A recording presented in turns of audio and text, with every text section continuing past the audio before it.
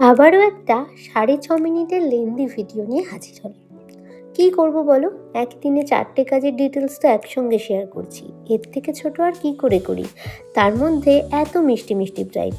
তোমরা কিন্তু অধৈর্য না হয়ে শেষ পর্যন্ত দেখো, আর যারা যারা শেষ পর্যন্ত দেখবে অবশ্যই জানিও কিন্তু তোমাদের কেমন লাগলো আমার 5 ডিসেম্বরের এই 4টি কাজ।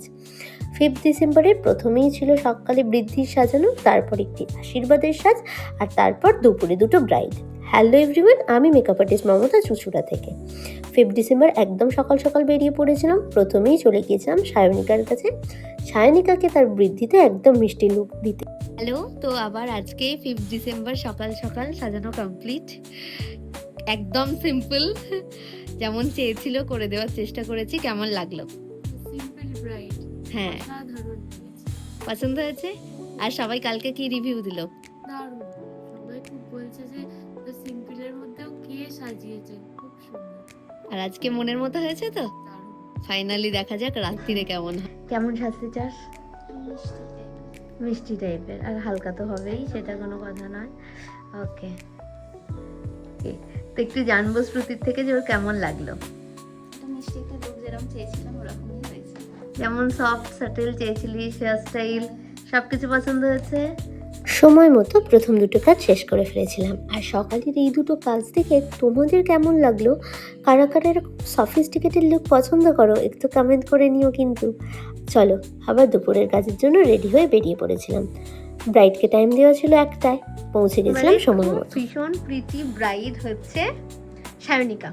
সায়নিকা যে শাড়িটার কালারটা চুজ করেছে, ব্লাউজ এভরিথিং মানে খুব সুন্দর। ওর কালারকে আরও বেশি করে কমপ্লিমেন্ট করছে। তো ওকে আগে দুবার সাজিয়ে ফেলেছি অলরেডি। তো ওর থেকে এখন তোমরা একটু শুনে নাও যে ও কেমন সাজতে চায় আমার কাছে। তোমাকে আগে তো এমনি বলেই দিয়েছি একদম সিম্পলের মধ্যেই সাজবো, এবার বাকিটা তোমার উপরে। মানে যত সিম্পল করা যায়, যতটাই সিম্পল করা যায় ততটা। ওকে, ঠিক আছে, দেখা যাক। সায়নিকার ইচ্ছা অনিচ্ছা সমস্তটাই প্রায় দুদিনে জেনে গিয়েছিলাম। তাও একবার বিয়ের সাজের আগে জেনে নিলাম যে ওর কেমন কি ইচ্ছা। কারণ যতই হোক আমি সবসময় চেষ্টা করি একজন ভার্সেটাইল আর্টিস্ট হিসেবে কাজ করতে। কারণ বিয়ের দিনটা প্রত্যেকটা ক্লায়েন্টকে তার মতো করে সাজিয়ে দেওয়াটাই আমার মনে হয় সবচেয়ে দরকার। কেউ যেমন একদম সফট লুক পছন্দ করে, কেউ আবার সফটও নয় খুব হেভিও নয়, আবার কেউ কেউ একটু গর্জিয়াস লুক পছন্দ করে। আমি মনে করি আমার 3 রকম জিনিসটাই জেনে রাখা দরকার, যাতে যে যেমন চায় আমি তাকে তেমন করে দিতে পারি। করেছিল মানে সিম্পলের থেকেও যদি কিছু সিম্পল হয় তা আমি কোনো ওকে জোরজার করিনি। করেছি কি? একদম ও যেটা চেয়েছিল আমি চেষ্টা করেছি করে দেওয়ার, কারণ ও নিজের জন্য যেটা চুজ করেছে সেটা সত্যিই বেস্ট। এবার ওর থেকে একটু জানবো, আমার কাছে এটা নিয়ে 3 নম্বর বার সাজলো, কেমন এক্সপিরিয়েন্স?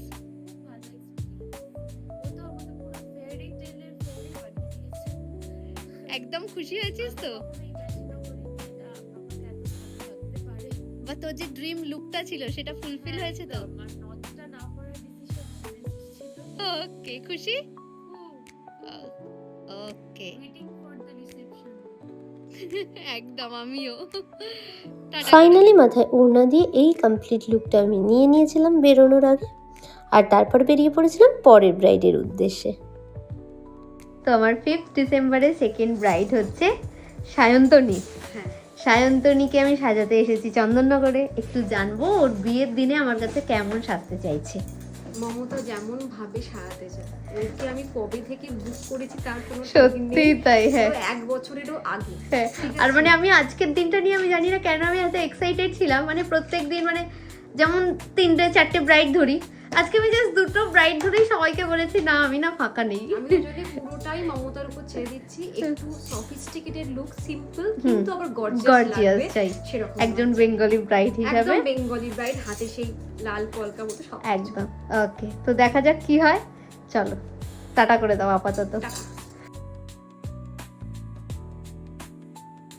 সায়ন্তনী থেকে স্পিডে সাজাতে শুরু করেছিলাম, কারণ একটা নির্দিষ্ট সময় ছিল যেই সময়ের মধ্যে ছাড়তে হবে।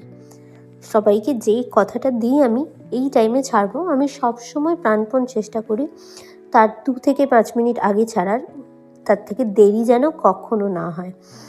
আর সেটা সব ব্রাইডরাই বলতে পারবে যারা যারা অলরেডি আমার কাছে সেজেছে। আর এখানে দেখো মিষ্টি করে দিদির মাথার ওড়নাটা পরিয়ে নিয়ে লুকটা কমপ্লিট করে নিলাম। এবার তোমরা দেখে জানিও সায়ন্তনীদির এই লুকটা তোমাদের কেমন লাগলো, স্পেশালি আইসটা। দিদির আই মেকআপটা করে আমার তো ভীষণ ভালো লেগেছিল। তো আমার ফাইনালি সায়ন্তনীদিকে সাজানো কমপ্লিট। এটা হচ্ছে দিদির একদম ফাইনাল লুক দি ডের জন্য, দ্য ড্রিমি ওয়েডিং লুক, তাই তো? কেমন লাগলো সেজে? কি বলবো, মানে ভাষা নেই বলার। আমার কোনো ডিমান্ড ছিল না যে এটা করতে হবে সেটা করতে হবে, একদমই তাই। ফোনে হাজারো একটা স্ক্রিনশট, আলটিমেটলি একটা স্ক্রিনশট মানে ফোনে হাত দিইনি, হ্যাঁ দেখাইনি, বলেছি তোমার যেমন ইচ্ছা তেমন সুন্দর করে আপন মনে নিজে আমার চোখ এঁকেছে, কলকা করেছে, চুল বেঁধেছে, সবটা ওর নিজের মতো, আমাকে কিছু বলতে হয়নি। আর যেমনটা সাজিয়েছে আমার তো মানে কি বলবো, দারুণ লেগেছে, দারুণ। পছন্দ তোমাকেও হয়েছে? অনেক অনেক অল দ্য বেস্ট। তুমি আরো এগিয়ে যাও তোমার এই কাজ নিয়ে, আরো নাম করো, এটা আমি অবশ্যই চাইবো। Thank you so much. একটু ফেসটা ওইদিকে করো, কলকাতা দেখিয়ে দিই সবাইকে। এরপর মিষ্টি মেয়েটা সায়নিকার ইনভিটেশন অ্যাটেন্ড করতে চলে গিয়েছিলাম, আর ও দেখো স্টেজে কেমন ঝলমল করছে। আর আমাদের তো ওই একই জামা কাপড় পরেই বিয়ে বাড়ি যেতে